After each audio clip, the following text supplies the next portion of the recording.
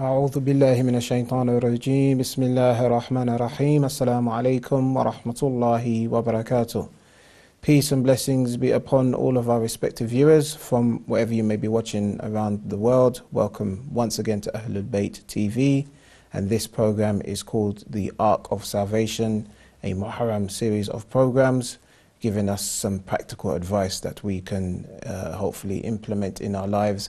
And our guest for these series of programs is none other than the honoured guest, Sayyid Mustafa Qazwini, who has kindly spent some time to give us some practical advice. Today's session is on how we can, inshallah, make our marriages more stable. So this is the topic of our discussion, and let's start as always by welcoming our esteemed guest to the studio, Sayyid Qazwini. Nice to have you with us. Assalamu alaikum. Alaikum salam wa rahmatullahi wa barakatuh. Can I start by asking you why in Islam, supposedly arguably more than any other religion, one may argue, is marriage given so much importance? بسم الله الرحمن الرحيم الحمد لله رب العالمين والصلاة والسلام على سيدنا محمد وأهل بيته الطيبين الطاهرين.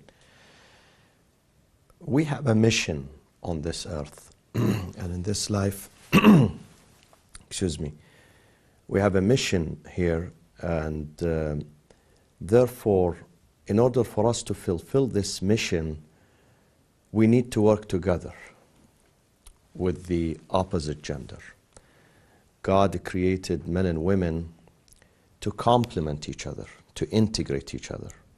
So a man by himself in this life cannot fulfill his mission, cannot continue his journey, cannot keep up with his responsibilities. Neither a female without a male or a man can continue her journey. So they integrate each other. And this is exactly what Allah says in the Holy Quran. هُنَّ لِبَاسٌ لَكُمْ وَأَنْتُمْ لِبَاسٌ لَهُنْ. You are garments for them, for protection, for help, for integration, and they are also garments for you. Not only human beings. In Surah Al-Dhariyat, Allah subhanahu wa ta'ala says, وَمِن كُلِّ شَيْءٍ خَلَقْنَا زَوْجَيْنِ لَعَلَّكُمْ تَذَكَّرُونَ. And of everything in this universe, we created pairs. So you may reflect on that.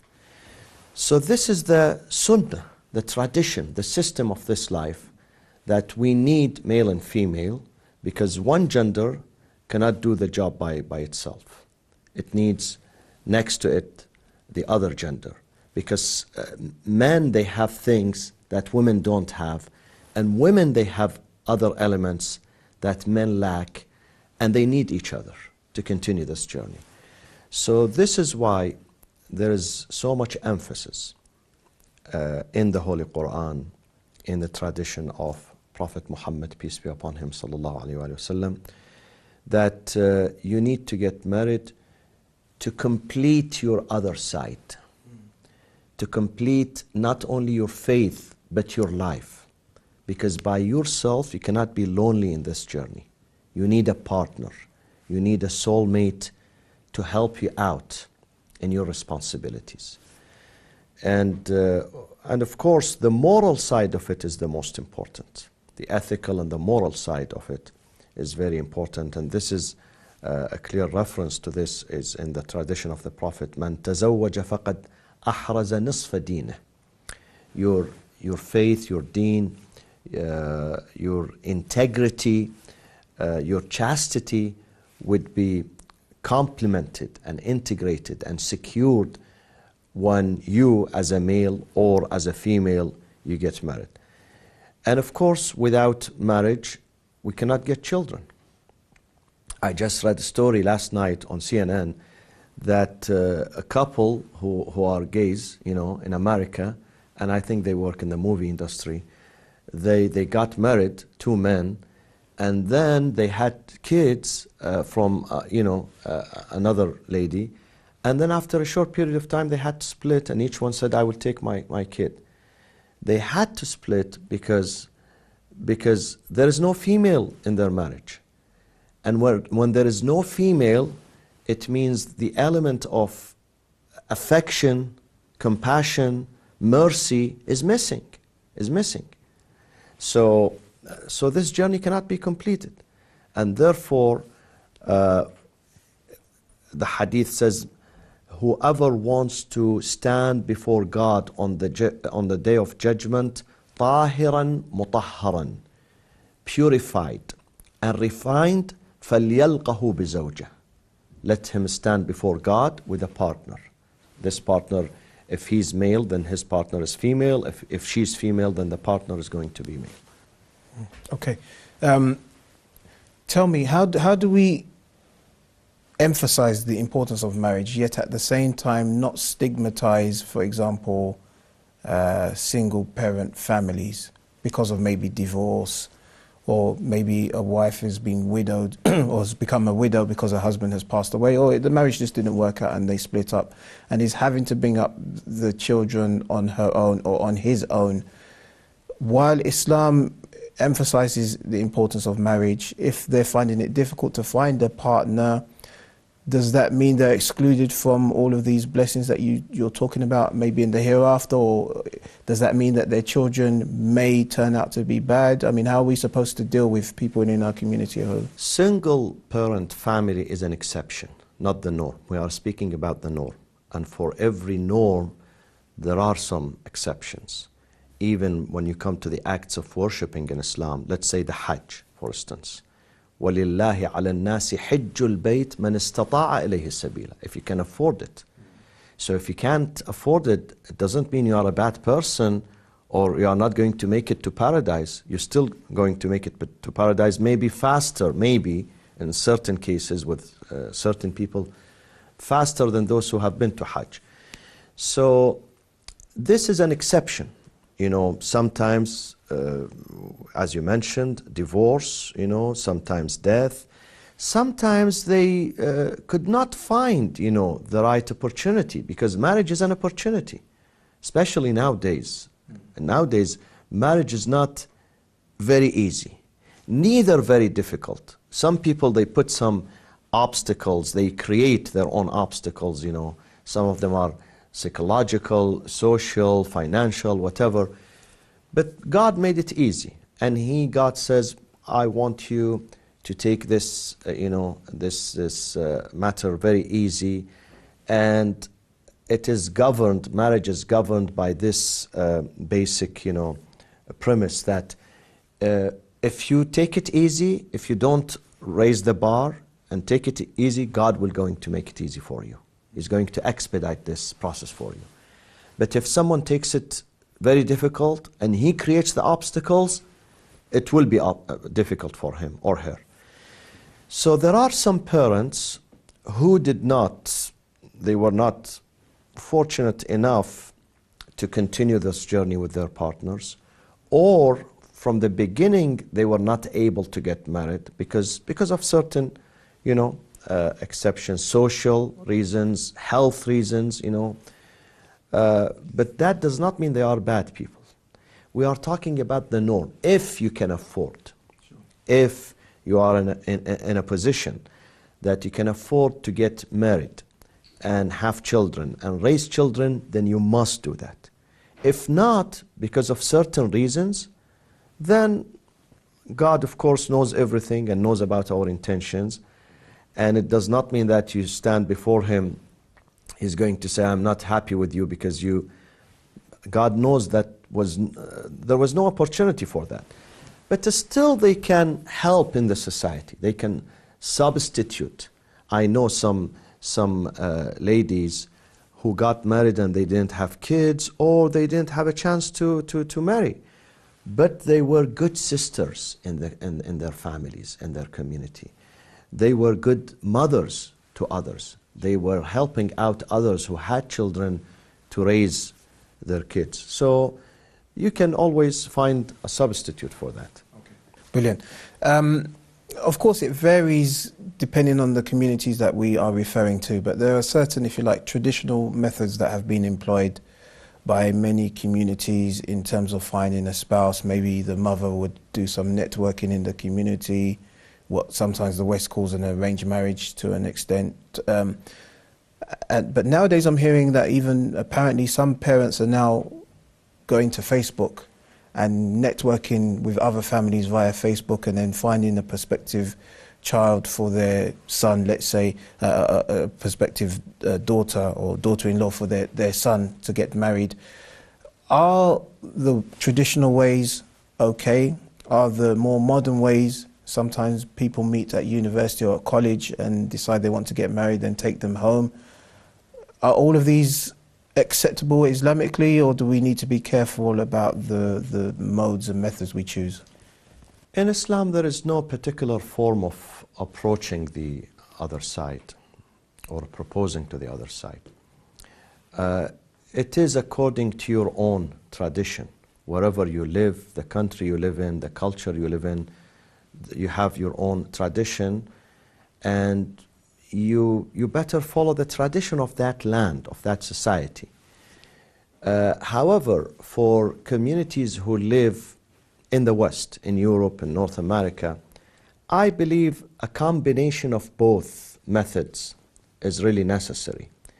Neither one can approach the family of the girl or the boy through pure classical and traditional methods, like what you mentioned, the arranged marriage, nor a person can marry without the consent or the knowledge or the blessing of his parents and his family. I don't think both would work in the West. We need a combination of both of them to incorporate both methods here. So a person here, he goes to school to work, he can find someone interesting to him, and then he can approach his family and consult with his family. Because, why do I say this? Because I've seen in many cases that some of the boys or the girls, they act by themselves. They say, we are mature enough, you know, I studied here in this college, in this university, I'm a graduate of this and that, you know, I am very knowledgeable, I am very experienced, and I don't need my mother or my father or my siblings or any member. This is a matter between two people. But then, after a period of time, when they get married and they are in trouble, they go to their parents. Oh, daddy, please come and help me with this, you know, help me out. Oh, mommy. So you need your family support. At the end of the day, you need it. You need your family's blessing, especially for the female. A female, when she receives her family's support, blessings, and consent, then she will be more respected and honored by her husband. He knows that she has the backing of her family. She's not alone here. So he will give it, you know, a second thought before he does anything to her or try to, let's say, you know, abuse her or mishandle that marriage. He would know that she has a father, she has a mother, her siblings are with her. We need the family support, whether it's for the boy or for the girl. We need the family support because marriage in the Islamic culture is not a union between two individuals. It is in fact a union between two families. Two families, they get together to get to know each other and cooperate and work together and help each other. So I think here the ideal solution to this is that the boys, the girls, they need to consult with their parents. Sometimes they are, they really don't get the chance to get to know the other gender, the opposite gender. So they might ask their family members or sometimes friends. I've seen it nowadays. They come to the mosque, to the Islamic center. Oh, please, Sayyid or Sheikh, help me, I want to get married. So this is also considered arranged marriage, but not imposed on them. Sure. We are against the arranged marriage that a father finds someone for his son or his daughter, and then those guys will be the last people to know about their marriage. It is imposed on them. This is unacceptable in Islam, definitely unacceptable in Islam. And actually these types of marriages according to the school of Ahlul Bayt, to the jurist and the fuqaha, the forced marriage is invalid marriage, is not accepted. The marriage has to be a combination of a family affair, where all family members, they bless it, they support it, and they celebrate this marriage. Inshallah. Tell me, I'm going to put forward a theory here, and that is maybe to help, at least, give us a chance of having stability in our marriages. Maybe both parties should lower their expectations, that which they expect from the other side.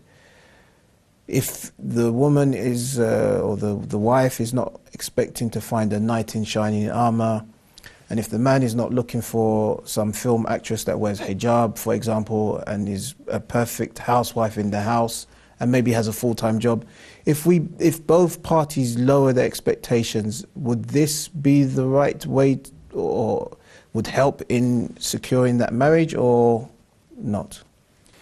Raising the bar for the marriage and establishing a family is very dangerous, and it would make the marriage very difficult. And then when people get married and they don't find these expectations, they're going to be disappointed and frustrated. Marriage is an institution of learning and education. We are not perfect from the first day, neither the husband nor the wife. They are people who have no experience, young, but they want to live a better life. They want to be true servants to God through their family. So when they get married, they learn from each other, and they start this journey of perfection, step by step. And this journey takes a long period of time. I would not say several years, but several decades rather.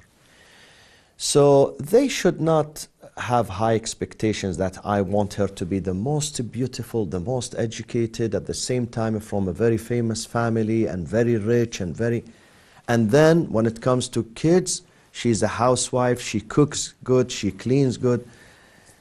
That does not happen. If one has these expectations in his mind, I'm going to tell you, he's not going to get married. He's not going to find such a wife, So, and the same thing for the female. If she wants him to be the most handsome, the most intelligent, the most famous, a celebrity here and there, and at the same time he's very rich, and she lives in this mansion, and this is a fairy tale.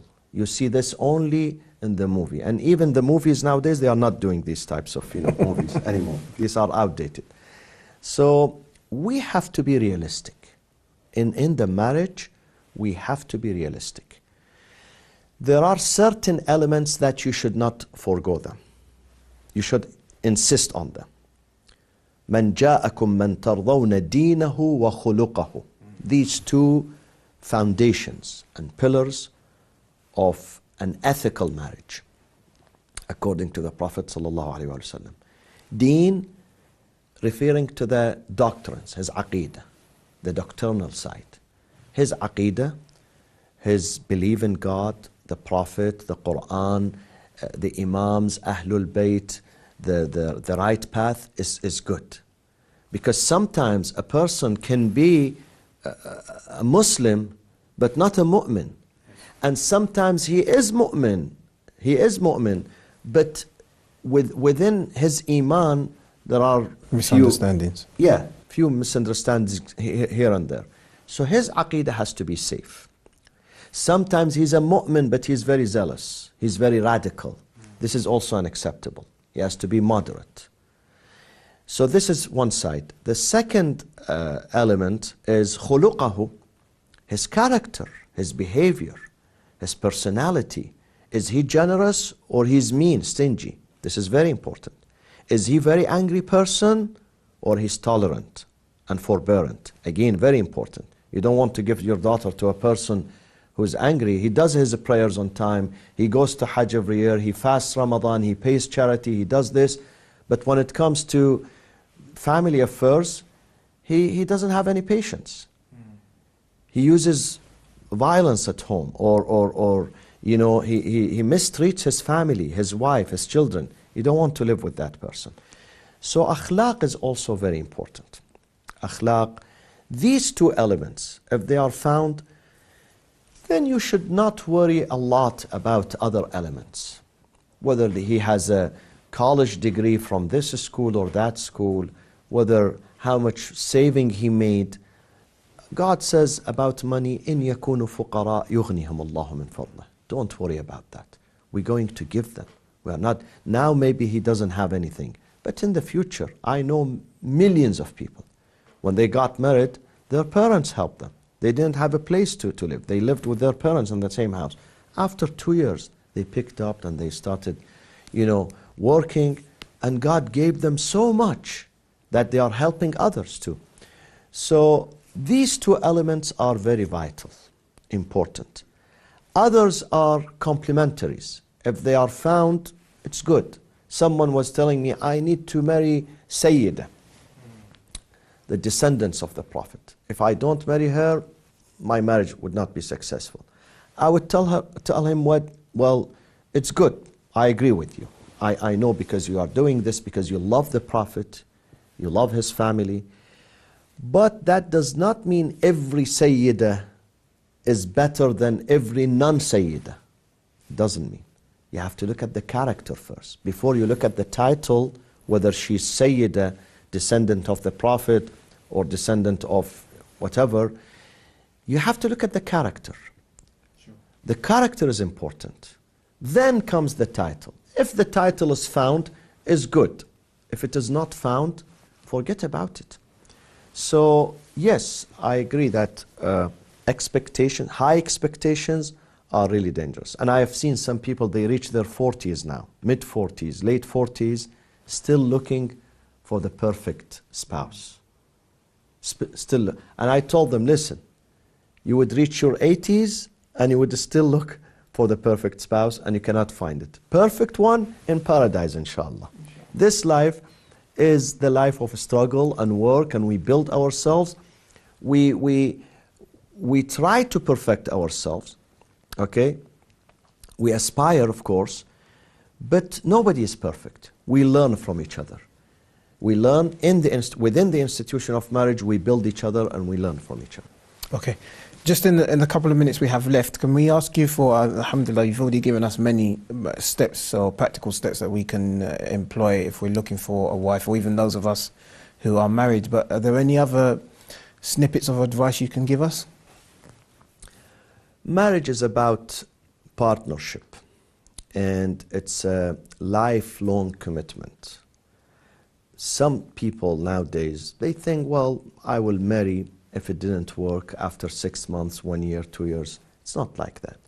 It has to be full commitment and seriousness, and you have to sacrifice your life, not just your money, your time.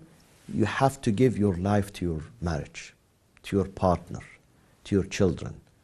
Nowadays, a part-time husband, a part-time wife would not work. Full-time, with full intention, sincere intention, and you have to build this trust in the marriage, this which is based on honesty, integrity. You have to build this friendship, because marriage, it's not just marriage, it is real friendship. The closest person to you should be your spouse, the closest person to you. Even closer than your parents, although you have to respect your parents, be dutiful to them, but they don't live with you. They live in another country, another house, another city. The one who's living with you is your spouse and your children. You have to be the closest one to them. And this comes only through true and genuine friendship. And also, we have to be patient and forgiving. In the marriage, if we quarrel and then we want to go to the court, to the judge to file for divorce, this is not a marriage. In the marriage, we have to be very forgiving, and we have to teach the other side through our forgiveness, through our patience and tolerance. It is not an arena for retaliation, tit for tat. It's not. Within the institution of marriage is very sacred, Allah subhanahu wa ta'ala is witnessing what we are doing, and it's a big responsibility, and we have to deliver this responsibility before God on the Day of Judgment, because He's going to ask us about everything we did, everything we said within the institution of marriage. Okay, brilliant. Thank you very much indeed. We've had there some very valid and important practical steps and bits of advice that can help us, inshallah, secure and make our marriages a lot more stable. Make sure you join us next time when we'll be talking about domestic violence in marriages, inshallah. This has been the Ark of Salvation with our guest, Sayyid Mustafa Qazwini. Thank you very much for watching. Assalamu alaikum wa rahmatullahi wa barakatuh.